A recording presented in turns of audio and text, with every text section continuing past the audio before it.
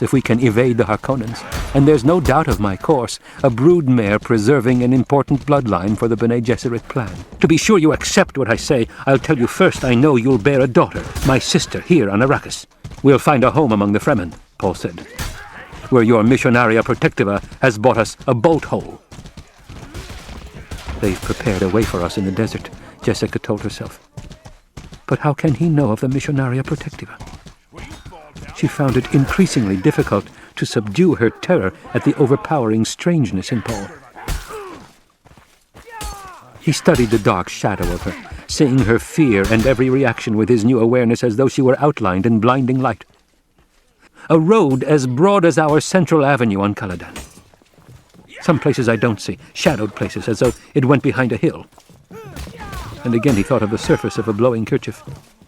And there are branchings. He fell silent, as memory of that seeing filled him.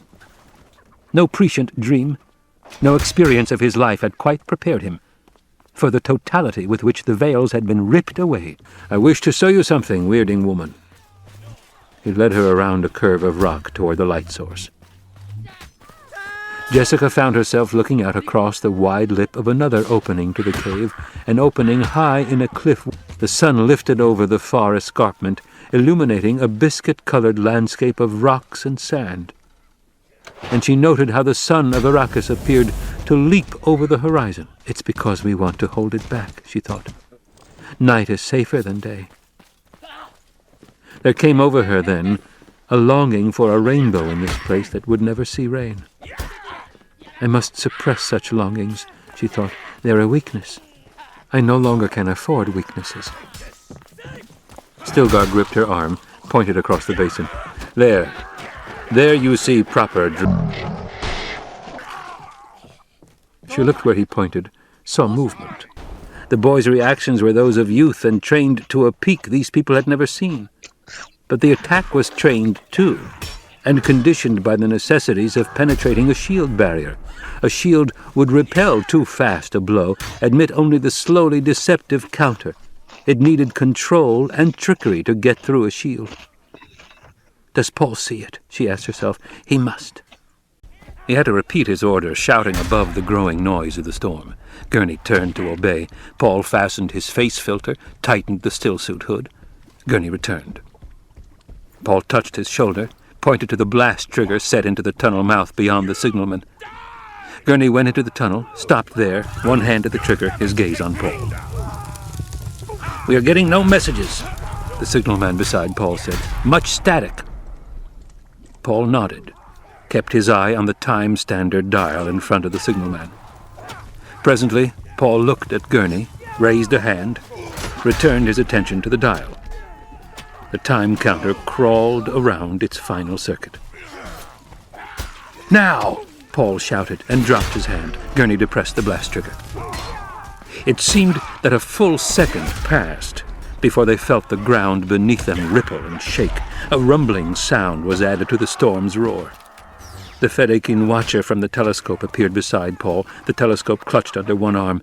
The shield wall is breached, Muad'Dib, he shouted. The storm is on them and our gunners already are firing. Paul thought of the storm sweeping across the basin, the static charge within the wall of sand that destroyed every shield barrier in the enemy camp. The storm, someone shouted. We must get under cover, Muad'Dib. Well, why has no vision shown me this new Duncan, Idaho? He asked himself. What concealed time from an oracle? Other oracles, obviously. Paul opened his eyes, asked, Hate, do you have the power of prescience? No, my lord, she thought.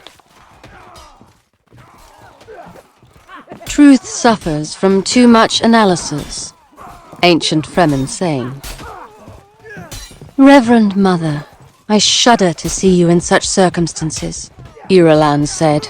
For furnishings, it contained one flimsy basket chair, occupied now by the Reverend Mother Gaius Helen Mohaim, a pallet with a Fremen privy with moisture seals. It was all sparse, primitive. Yellow light came from anchored and caged glow globes at the four corners of the ceiling. He's the servant of power and terror. Violence. Deification is a prison enclosing him. He'll lose everything. It'll tear him apart. You speak of Paul? They drive him to destroy himself, she gasped, arching her back. Too much weight, too much grief. They seduce him away from love. He is... Oh, you're so dense. He's part of the pattern. And it's too late.